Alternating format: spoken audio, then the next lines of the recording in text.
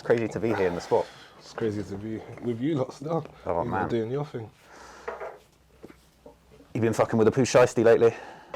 Yeah, man. I mean, I like this one. Yeah.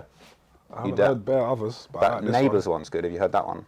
Nah. Maybe that one's hard. Nah, Big 30. I don't listen to a lot of Americans. That makes sense, actually. Do you know what I mean? To be fair. I swear there's so much good music out now. There's only so much time in a day. Like, you can't even get through half of it sometimes. Yeah, no, it's like that still. People are just dropping constantly. Well, I'm in the studio every day. I don't really listen to music when I'm outside of the studio. So it's kind of like it's a weird one. Yeah, I feel like you're busy making the music everyone's listening to, you know what I mean? Or like helping, putting together these things. Yeah, trying to put it together for the fans and for the people.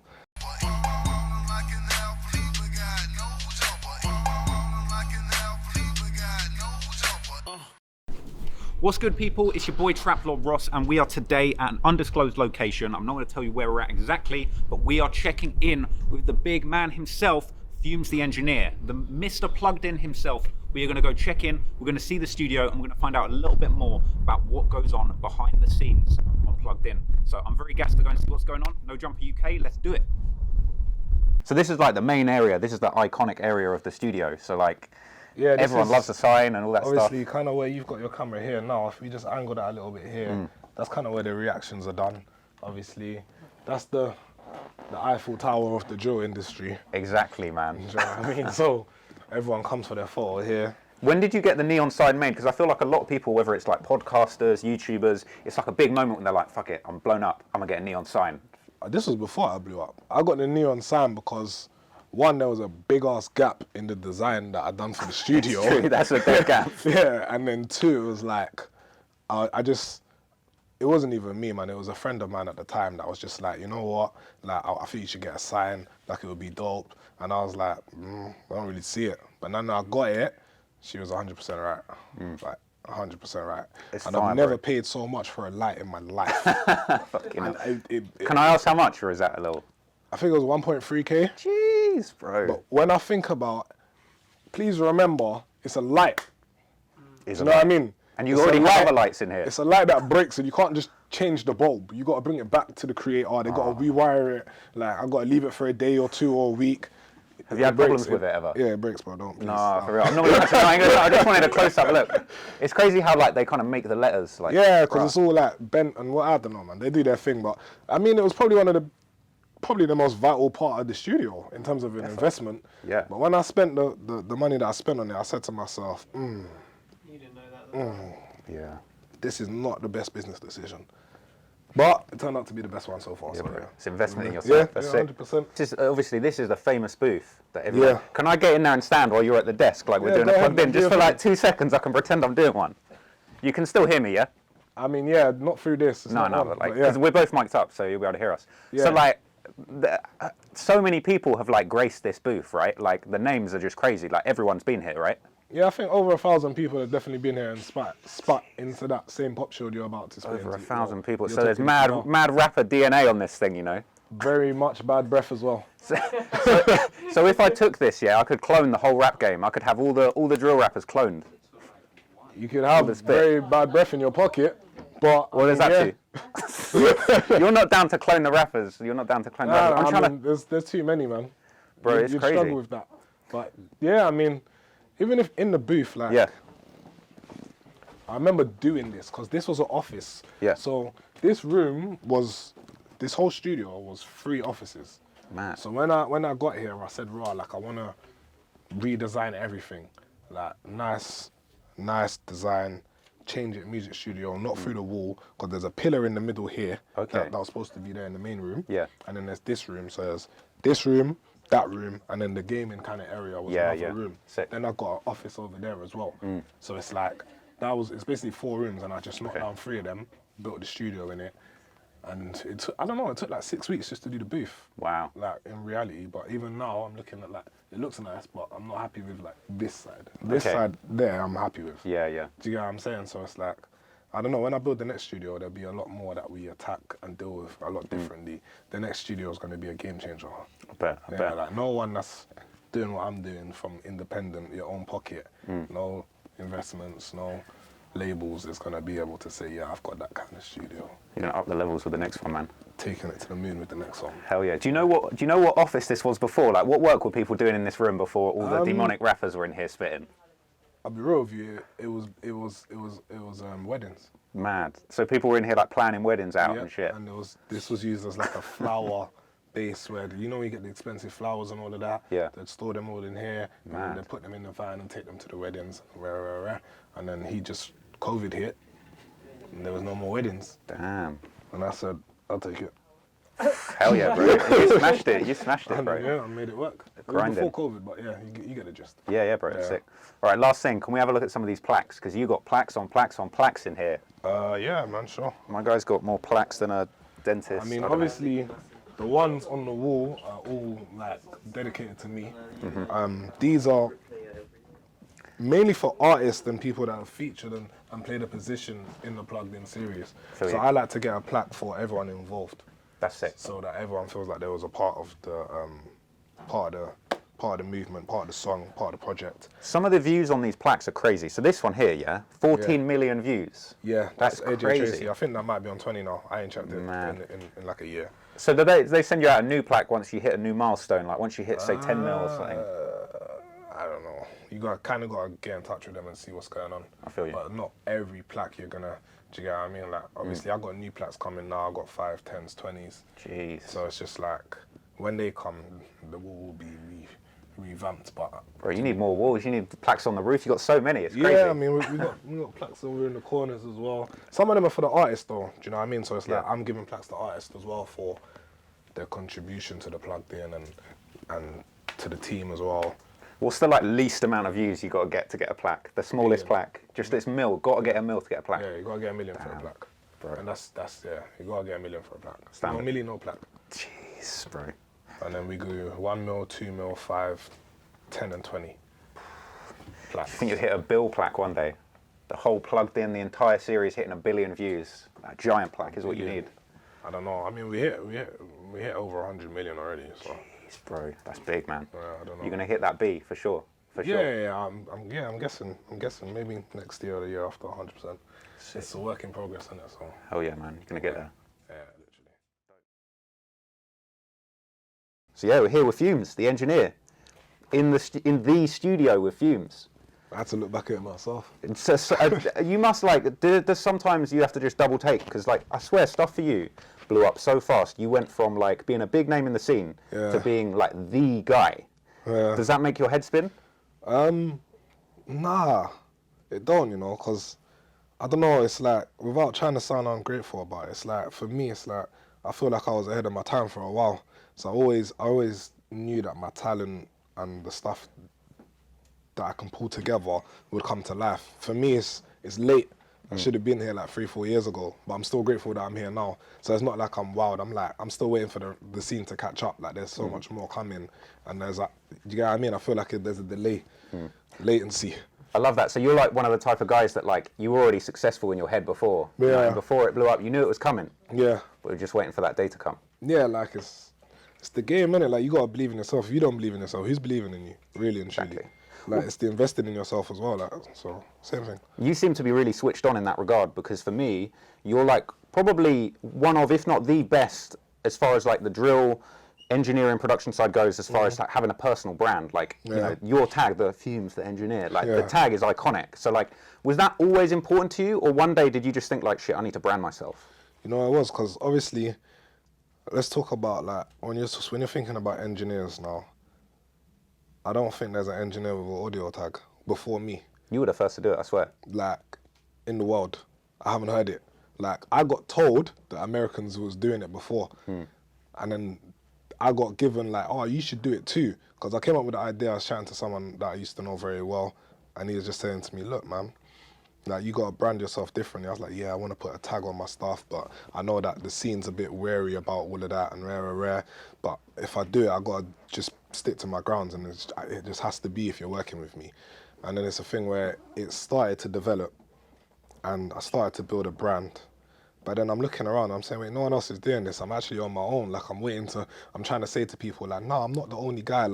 Don't be upset with me. But it's Yeah, in the end, it became first they hear it and they love it, and then now it's just the brand. Like people want to pay me extra to put that on their music nowadays, but it's like that doesn't do it for me. It's not money orientated. It's all about that like brand equity, you know what I mean? It's like you've built that up, and now it's like you're now like, it sounds kind of weird, like you're like the Rolls Royce of engineers, you know what I mean? Like you are that top tier brand. When said the roles, yeah, no, I'll take that.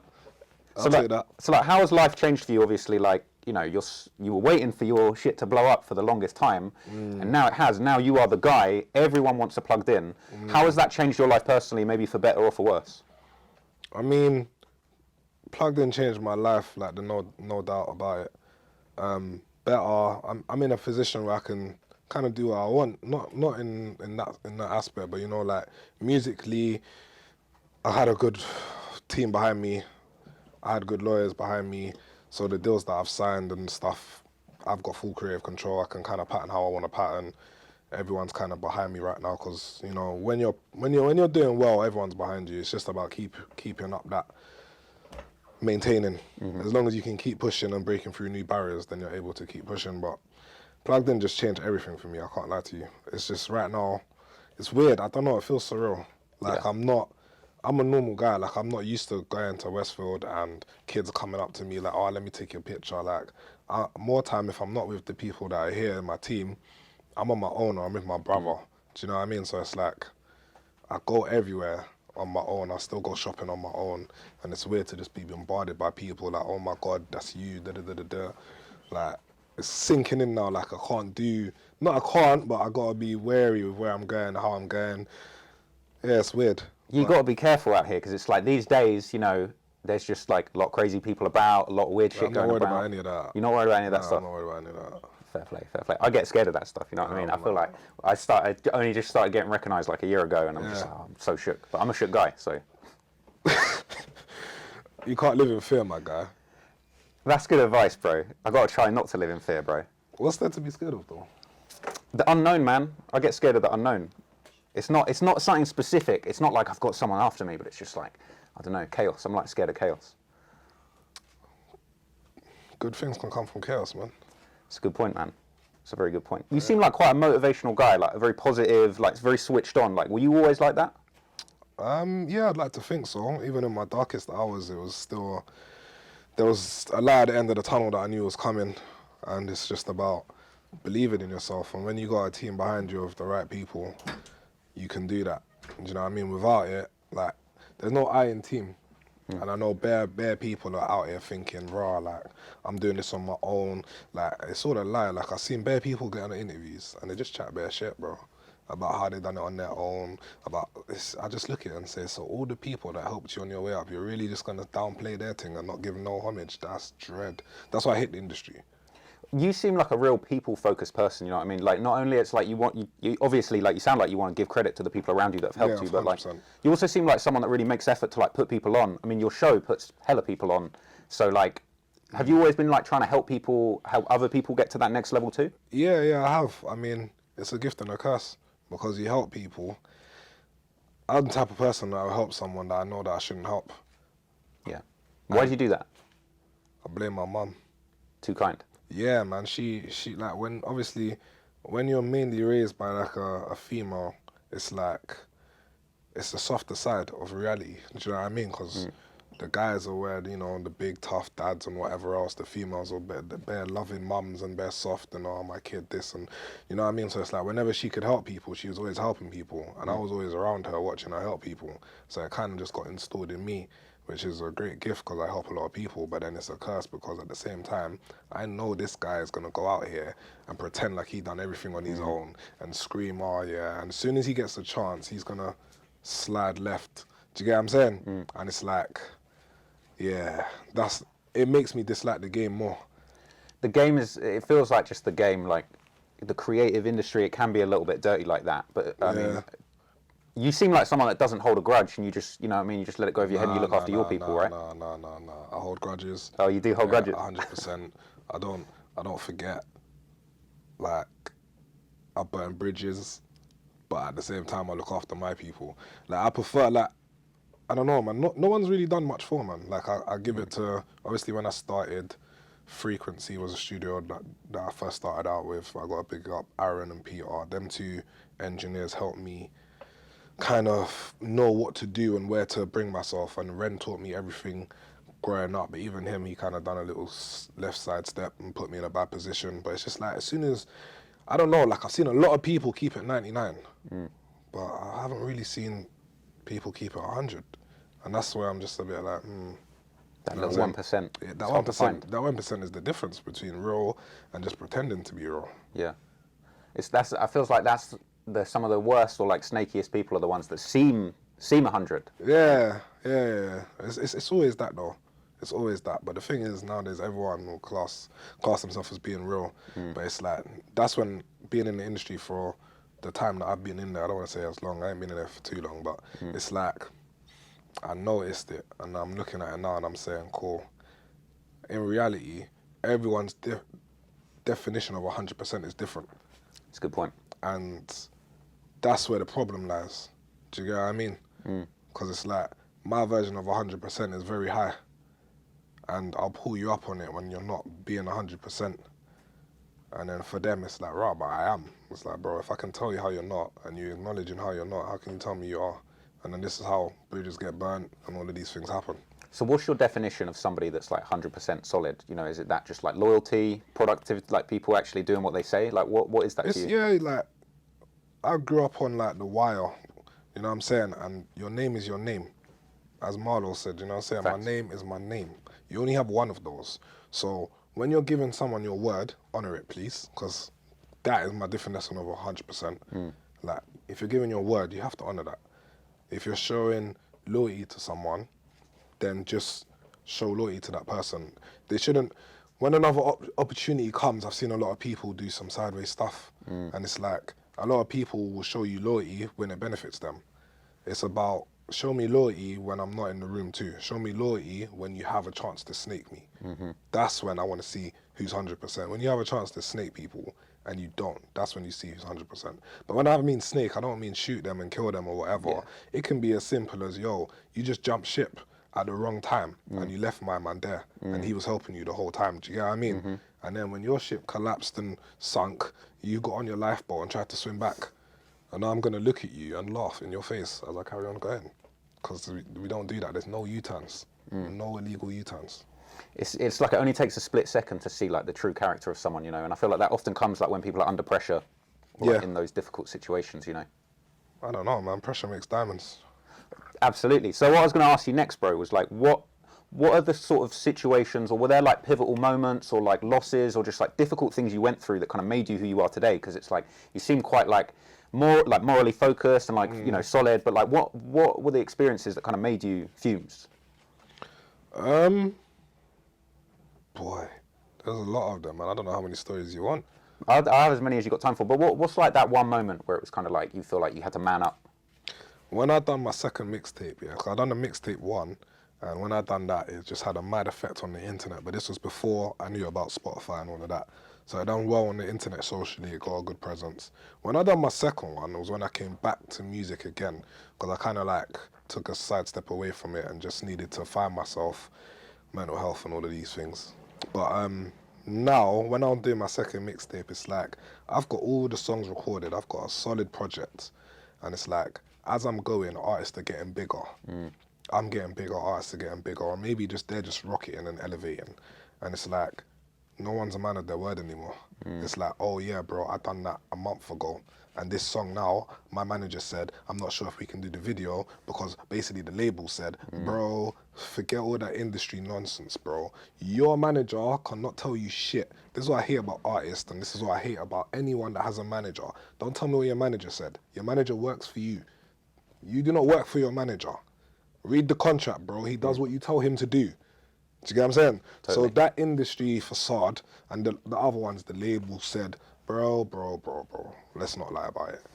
It was before the label's time. Already contract the date.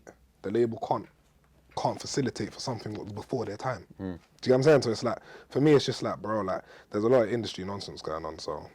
You seem to me like somebody that has managed to rise up above a lot of that nonsense and have your stuff like patterned properly. Yeah. How did you manage that? You don't have to get into details, but just like did you get snaked on a contract, or like from the start you were like, my paperwork needs to be perfect? It's not even like, it was a thing of, I had a good project and I really wanted to do stuff with the second mixtape that I put out, and in the end, what ended up happening was like, I didn't know nothing about contracts, because I'm one of those guys that I've really been out here on my own in terms of in the industry world. Do you get what I'm saying? Like, this was even before I had a team behind me, like, solid. Do you get what I'm saying? Like, I've always had a camera team, but this was before I had the rest of the team around, man. Do you get what I'm saying? So it's like, when I'm doing the contract side of things now, I've got to do it back in time. So I'm going back 2 months to chat to a man and say, yo, bro, remember what we agreed? I done this song for you that's already out, and you done this song for me. I need you to now sign it in paper, because the label won't sign it and give me the marketing deal unless I show them all the paperwork. Oh, bro, basically my manager, like, I reckon we could do it for a 5 bags, or are you dumb, bro? Did we not have an agreement already? What are you talking about? It's already sorted. I'm just giving you a paperwork to confirm it. That's when I started realizing, okay, so this game is just full of people that are only in it for themselves. Do you know what I mean? So for me, overcoming that, I won't lie, it was a lot of burning bridges. It was a lot of, cool, you live and you learn. In the end, I ended up putting out the mixtape with Ditto, who kind of got the short end of the stick, because I don't think that ever recouped. But that's how the game goes sometimes. And now, like, that was my first proper deal of any sort. Do you get what I'm saying? And all the artists were just a bit sideways dealing with it. I had to replace people on songs because I couldn't get it cleared. Bro, that's long. But those were my brethren at the time, or those were people that we had agreements with already at the time. And it's like, that's the side of the world that the public don't see. They just see their favorite rapper. They don't know their favorite rapper's full of shit. Do you know what I mean? So it's just a bit weird. What is it, yeah? Because I feel like, just as an observer of the industry, I follow the industry very closely. Seems just like there's certain people that maybe have a bit of a bad attitude, right? And I feel like that often holds people's careers back, because they can't progress, they can't collaborate, they can't do hot shit with someone like you because they kind of got a bit of a bad attitude, or they kind of hold themselves back. Is that something you've observed? No, I feel like people have an attitude, but that doesn't always hold them back. Sometimes it grows them. It's not really an attitude problem. Like, obviously, it's the same as, like, I don't really do that I'm busy excuse. Because it's the same thing as an attitude, really, when you look at it. Like, you might have been too busy to do an interview for me. Obviously, we're just going off scenarios, but you're here now. You get what I'm saying? So you might have been too busy to do an interview for me, but I guarantee if Drake was to have phoned you, all of a sudden you're free, bro. Yeah, I'll probably make time for that. Do you get what I'm saying? So it's like, it's the same with attitude. Like, you might have attitude for anyone in the room, but if this guy hits you up, you got no attitude. Do you know what I'm saying? So it's really, who do you want to work with? So it's, for me, it's just establishing, all right, cool, that attitude, I'm not taking that personally. I'm just taking that as my man doesn't value man enough yet. Yeah. But the attitude might be the reason when he does value man don't want to fuck with him. That's the only way I view it. I don't really take it personal. I'm just like, cool, you're not valuing my thing right now. That's fine. Everyone's got to come up. Like, I get it.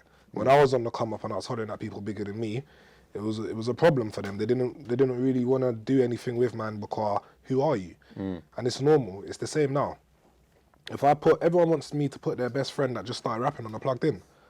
Okay, so if I'd done a whole season of bare people's best friends, would you still watch it, bro? Would it still get like 100K in a day minimum? Would it still be hitting millions? It wouldn't, because only you and your friend would watch it, and there'd be bare comments about, oh, who's this? Like, Fumes fell off, Fumes done this. But it's like, there's a balance, you get what I'm saying? I like to think I put enough people through when the time's right.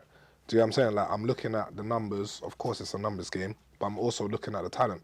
And that's kind of self-explanatory when you're looking at the plugged-ins. I like to think that there's a few that you might want to say they're shit, but if you're a fan of that artist, it's not shit. Do you get what I'm saying? Definitely. So I like to say I get the best out of the people that I work with. Off the back of that, yeah, which I think's something I think's interesting. Like you say, obviously, if you did a whole season of plugged-ins with like people no one had ever heard of, it would be dead, and like, you know, the series would slide. You seem mad good at spotting talent, picking people out. How does it go down? Do you pick everyone that comes on? Do you kind of have like a list? Like, how can someone get on Plugged In? And I've got a production manager, okay. Obviously, and she kind of deciphers what's nonsense and what isn't. And then part of my team, like, Josh from Contractual. He's very influential in. He listens to everything, a lot of music. He'll let me know, okay, cool, yeah, my man's actually a bit funny with it, or my man's good. And then Danny, who's part of Press Play, he'll let me know, okay, cool, the video's authentic. Because there's a lot of people out here that just spend bare money on the video, which is not gonna do it for me. If you got 1 million views, but you basically paid for 950,000 of those, we don't want you on a plugged in. No. I don't care what the numbers look like. It's a numbers game, but there's a certain level of authenticity and talent that's required. It's not solely numbers. You can't be rubbish and just come over here. Like, even if I say yeah, Michelle, the production manager, would then say no. So it's a team thing. I don't overrule everything. So it's like, you know what I'm saying? So that's, you kind of just gotta go through the criteria and hit Michelle and she'll let you know what's going on. Your sessions, like, they blow up crazy, right? Like the plugged-ins, most of them are up there in the millions, right? Like some of the biggest ones. Yeah. Are there ones that you maybe not that you didn't think were going to blow up, but which ones kind of blew up maybe like beyond your expectations? Like Pete and Bass one at the moment is going crazy. Was it 4 mil in like a couple of weeks? Man. You know what it is there? Like, Pete and Bass went absolutely crazy. That was a very special experience recording it. Yeah. If only you knew. And Baby Main as well. That was sick. Baby Main one was so hard, but it was at the same point. It was at a point where no one had come on and done what he done. That's why I give him a lot of credit, because it's like, at the time, we both sat there and said, boy, it's very different to what's regular with what you're putting out.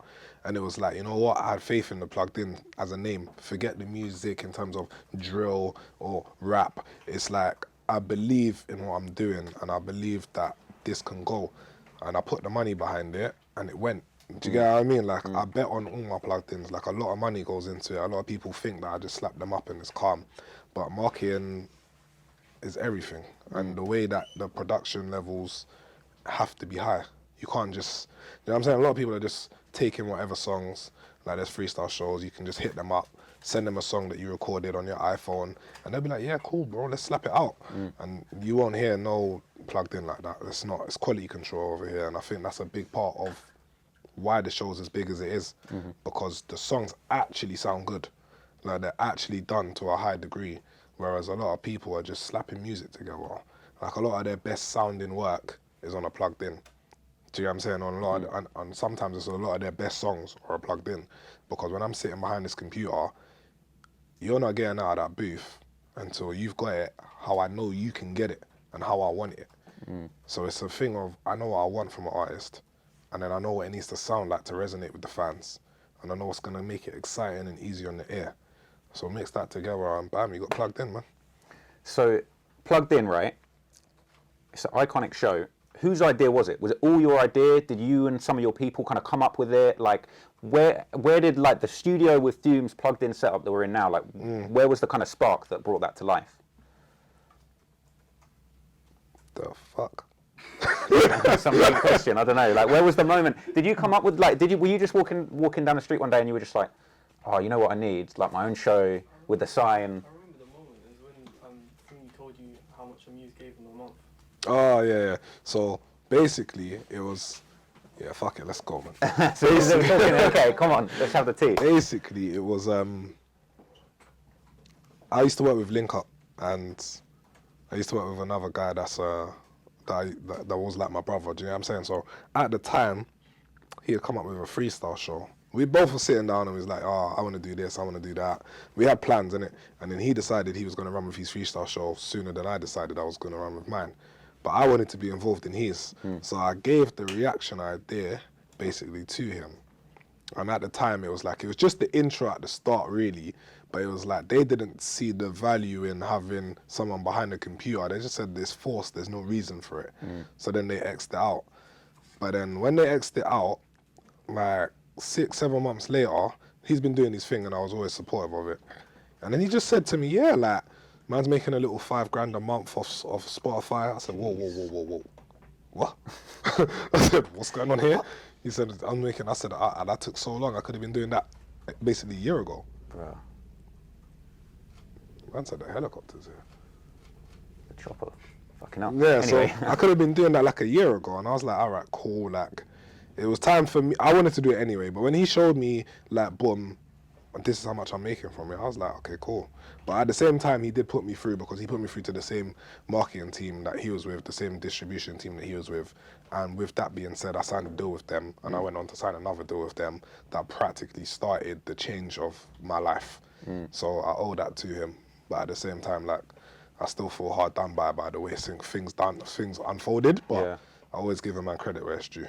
No, it's fair. So the reaction aspect of the Yeah. Plugged In, it's mad to think how, like, there was at one point somebody said, like, oh, the reactions, like, there's no point make putting them in. sense, yeah. But like, that's what people love, seeing Fumes just hit the Yeah. gun fingers Yeah. and like react to stuff the way that you do it. People Yeah. love it. Like, you've Yeah. become a meme off of it. Was Yeah, that yeah. something you were expecting or you were hoping for, or did you just wake up one day people were memeing you and you were like, what the fuck? Do you know what it is? It's like, there was a lot of doubts when I done the freestyles, and one of them I'd highlight. I was speaking to RV. I love RV. Man. Yeah, he's a dope rapper. I was speaking to RV, and he had said to me, bro, there's bare new freestyle shows out, and they're all shit. Like, I'm not jumping on nothing other than a daily duppy, like when I get back on music properly. And that's kind of stuck in my head when I was trying to do mine. I was thinking, rah, like, what's gonna make mine not shit? Do you get what I'm saying? Yeah.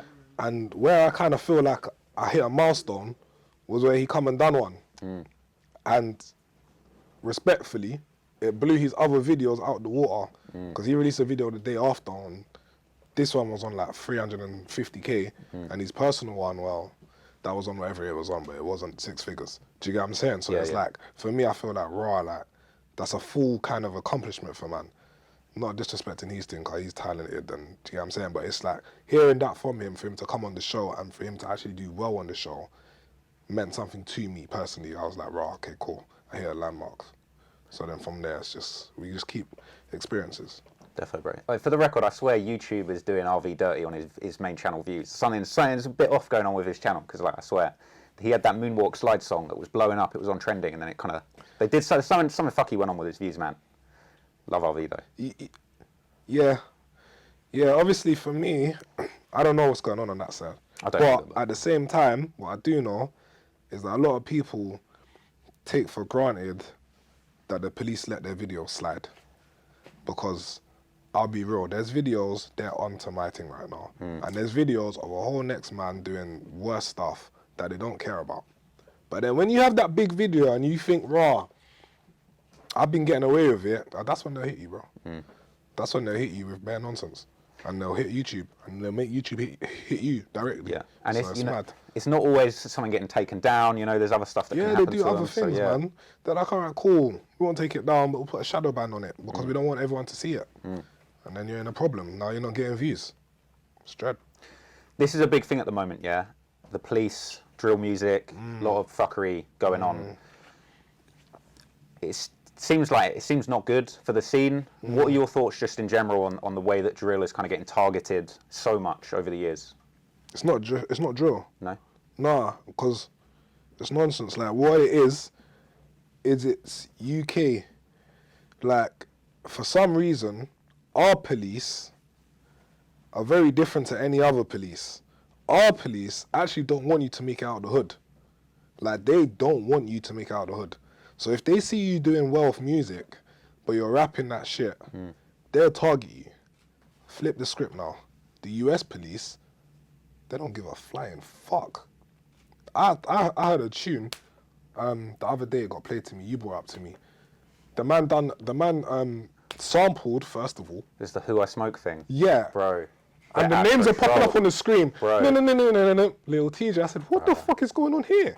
It's But another level. if I just didn't censor one word on the plugged in, it'll be removed. The next morning, I get a phone call, bro, the police are on us, they're gonna strike the channel, man's gotta remove the video. Right. But then over there, a man's got Glocks firing in videos, a man are doing ride outs on the op block, all in the music video. It's silly, bro. It's not drill. It's the UK police do not want the kids to have a way out because they feel like, I don't know what they feel like, but it's just for the shit. And it's something that I'm willing to fight to the end. Like, we can go to court for it. I don't actually mind. Until someone like stands up to them, it's just going to keep going. Exactly what you say. It feels like the UK police, particularly, it's easier for them to just like fuck with people's money and take down their music than actually address the problems that are going on. Yeah, 100%. Because when they're doing that, they're not understanding that you're not only fucking with my future money, But if I spent 10 grand on that video, why did you pull my video down? Tell me. Why? Because I said a name. Okay, cool. I said a name, cool. Could you not have asked me to change the audio and blur that name? Just take it out. Do you get what I'm saying? Like, they want to fuck with you. Because That's you the can thing. switch audios when they're on YouTube already. Do you get what I'm saying? You can say there's a mistake in my video and send YouTube another version of the video and the views will transfer to the other video, a new link will be issued and you can run with it. But the police don't want that. They just want to hit you in your heart and pockets. Do you get what I'm saying? They want you on the streets. It don't make sense. I don't understand why, but that's how they're coming across. But for me, I spoke to my lawyers and I said, look, if they're on this taking down the videos thing for no reason, and I generally can't understand what they're saying, then I'm going to court for it. Saying that, sometimes people do take it a bit too far. But then when you look at the Americans, they really don't. It's really very light in the UK.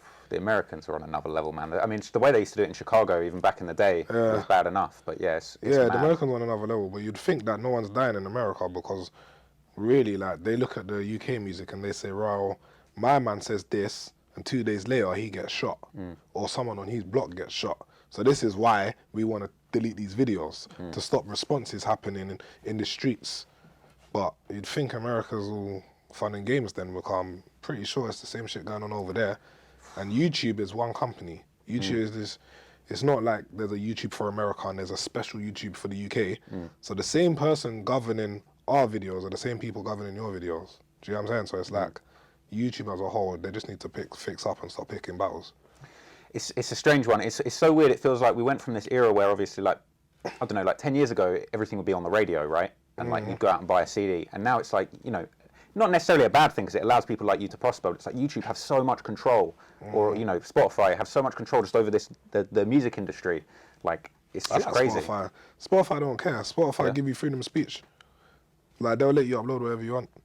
Yeah, I've only had one occasion where I've had an issue, but it's still on Spotify. The song's still on Spotify. Oh really? Yeah. Can you talk on that, or is it?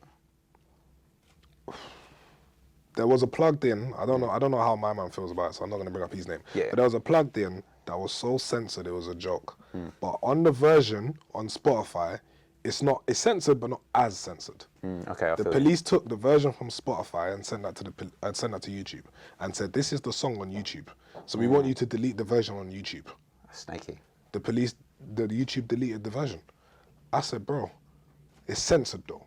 They said there's another version of it. So now what they're implying, especially with plugged-ins, is that if there's another version of the song out on YouTube, they'll take down the original, like, because you can hear what's being said on the other version. Yeah. But it's like, that's when you just go a bit far. That means all behind the scenes and all of that, we have to be very careful. Like, people don't understand how much headache doing these plugged-ins actually is. Like, they wanted to take down the M24 plugged-in as soon as it hit 1 million views.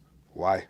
Why would they let 1 million people hear it first anyway? It's as the well. same with Active Gang. As soon as it got like 20k off 1 million and they took it down.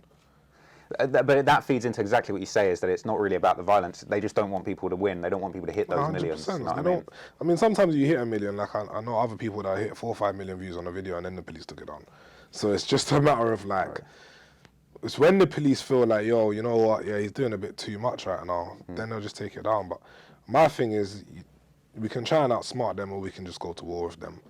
And I'm kind of based in the middle, where obviously, as long as they're not completely trying to ruin what I'm trying to do for the kids, and not even kids, for the guys, do you get what I'm saying? Then I don't really have a big problem. But at the same time, if they're stepping on my toes a bit too much, I'm gonna be that guy that you're battling in court, and I'll put my own money on it. Do you get what I'm saying? Like, you might even win because you probably have your own thing, but I'm gonna be there, and it's not gonna be easy. And one way or the other, I'll make it public. Do you get what I'm saying? So even if I take an L financially, it's a marketing campaign at the end of the day after that. So however they want to do it, I'm here for it, man. Bro, I want to see you sue the police and win for sure, bro. Everyone wants to see that, man. Fumes beating the cops. I don't know, man. They don't let that shit happen. This is the thing, though. You're a legit businessman. You know what I mean? Yeah. You got your business, and you're actually helping other people do legitimate business who are coming here, making music, making art, making products. And just to criminalize what you're doing is fucked to me. You know what I mean? I don't know, man. It happens, man. It's the game, innit? Like, it's the style of music. It's always been like that. Even if you go back to like Compton, the movie and all of that, straight out of Compton, you'll see it for yourself. Like, they went through shit too. I'll go through shit. I think everyone that's destined for greatness has to go through a whole heap of bullshit to get there. Yeah, that's facts. Like you said, you know, it's the pressure that makes a diamond. So 100%, we're ready to shine now, man. defo, man. So are there any sort of like specific things that you want to kind of like promote or push at the moment, or it's everything is just tune in to the show? The show's doing well, the show's doing great. Just tune in because there's a lot more coming. It's deeper than the show. Do you know what I'm saying? We're working on another project right now. We're working on documentary, we're working on the Studio with Fumez show, putting that back where it needs to belong. Like, we're working on a few projects, do you know what I'm saying? So for me, it's, man's an entrepreneur. I'm not putting myself in a certain niche or I'm pigeonholing myself. Do you know what I'm saying? It's like, it's a wide aspect of things that I'm trying to cover. But at the same time, I don't believe in biting off more than you can chew. So it's like, I guess that's kind of where having a strong team comes into play and everyone to play their position and fill the role and everything's gravy. Defo, bro. Just last couple of things. Everyone asked me to ask you this. I feel like you probably get asked this all the time, but I've got to ask, have you got like a favourite or like a most impactful session that you've done? Like one of your plugged ins that you're just like, that is my favourite, that's my go-to, or you just love them all? Artists are too sensitive for that. Okay. Tell you what, let me ask you a different one then. Yeah. People love the ad-libs. I saw the footage the other day of Russ doing his like, shaka, all that mad stuff, right? Come on. Bullet. Shut him. Bullet. So this is what I'm about to ask you. What's the most sus ad-lib someone's come in here and done? Sus. Yeah, or just like funny, just a sound you'd never heard. You were just like, what is that ad-lib? What was that? Who'd it be? He's getting no promo from me. He's someone else. He's had funny ad-libs other than... Maybe someone from Zone 2. The PS one got me. Yeah. Every second was... Which one did he do? I was so confused. I was like, why do you do that? He's like, I don't know. I was like, bro, it seemed like something's possessing you right now, bro. But it works for him, do you know what I'm saying? So yeah, I'll say the PS one was the one that threw me the most. Obviously, the ad-libs that you heard the other day, he's funny. Yeah. There's been a few where the ad-libs are just a bit, yeah, they're funny still. It's like you see a whole next tone come out of a man, like he all of a sudden there's bare bass in his voice and like, it's nuts. People love him. I swear hip hop rap is getting to a point where people want to hear the ad-libs more than the verses sometimes. Certain people. Yeah, if you can master putting the ad-libs into your songs in the correct format, that's easy on the ear and make a song a sing-along, I think you can really sit in a good pocket there. I feel that simplicity is coming back in music where, look at the choruses that are going off nowadays. They're not complicated. They're easy. They're sing-alongs. Nursery rhymes are doing it nowadays. You do a good nursery rhyme, couple ad-libs in there. It doesn't even have to be, you know, nursery words. You just have to rhyme it so the kids can sing along to it. You want the 4 and the 5-year-olds doing their TikToks and all of this shit, so. Defo. It's funny, you hear these little people like rappers, drill rappers flipping these little nursery rhymes. I swear, like OFB, I've heard them hella lines of like wheels on a ped go round and round and shit, or like, it's just funny how they kind of pull these things, you know. Yeah. What was it? Double L's the other day had that one where he's like, poo poo, my ops are poo and shit. You see that one? Fuck's sake. Yeah. All right, one last question, That's bro. dope. One last question. What's just the maddest thing that's gone on here? Because I swear I've seen a clip of, I think it was Block 6, they brought a goat in here and it was shitting on the floor. What was that all about? Fuck me. I think that was the maddest thing that's happened. It was weird. They were shooting a music video and yeah, he came to basically do something else and he wanted me to be in the video, but he pissed me off so much with the goat, I didn't want to be in the video. What was the goat doing? Was it like people just like, oh, the goat, because I'm the goat, I'm going to have an actual No, goat? he didn't say that, but it was just something, and then when people started saying like, because he likes to do this demonic nonsense, you know what I'm saying? So I'm just like, cool, safe, whatever. And then obviously now like people were saying, yeah, he's going to sacrifice the goat and all of this nonsense. So that was the kind of thing, but for me, I don't care about any of that. For me, it was when I saw the goat moving mad. Like, it's walking in circles. It walked into the booth, walked out. I said, the goat needs to go outside. The goat wants to piss and shit. He needs to go outside. The guy said to me, nah, man, the goat's been already. Hey, bro, let's get it before this is on my No, I don't even need that, you know. What, are you drawing for it? Aye. Man, shit on the carpet, you know. Fucking hell. He left the statement piece before he left. Hey, that's a joke, man. Where do you want the shot? No, you know what? He does have a lot of mud on him, so I don't know. I beg you, that bro, is to go. funny. He needs to go now. Still, it was nice meeting him and that. Couple seconds later, I see the goat sitting down. I see urine running through the floor. Then I see shit on my carpet. I swear, was that right? Yeah, Literally what I'm saying. I didn't even change the carpet. It's dread, man. It's dread, I swear. Sorry, that's crazy, man. Yeah, Some crazy. it's true. What? Some mad stuff's gone on and been recorded here. I feel like there's going to be mad more stuff recorded here. You're killing it, bro. Maybe not, you know. No? I'm due to move, so it's due to be in the next studio now. Oh, okay, so maybe all the maddest shit that's going to go down's gone down here, but you're going to find a new spot. And keep Yeah, doing we're it, going bro. to keep it going, and then we're going to create some new moments, you know what I mean? But there might be a few more moments here. I'm here for a couple more months, so Sick, bro. Well, we'll see how it listen, plays out. the studio plugged in, it's iconic. You're an icon, bro. Thank you for taking the time to chat to me, and I appreciate it, Thank man. you for interviewing me, man. Defo, bro. No Jumper UK. Peace out. It's Traplaw Ross, No Jumper UK, and we are done. Shout out to Fumes for looking after us. Found out hella crazy stuff about how it all goes down behind the scenes. Found out about some sus ad-libs and got to chill in the studio too. So I'm gonna hit the road. I'm gonna jump in my McLaren and get moving. You know what I mean? Nah, it's not really my car. Bow.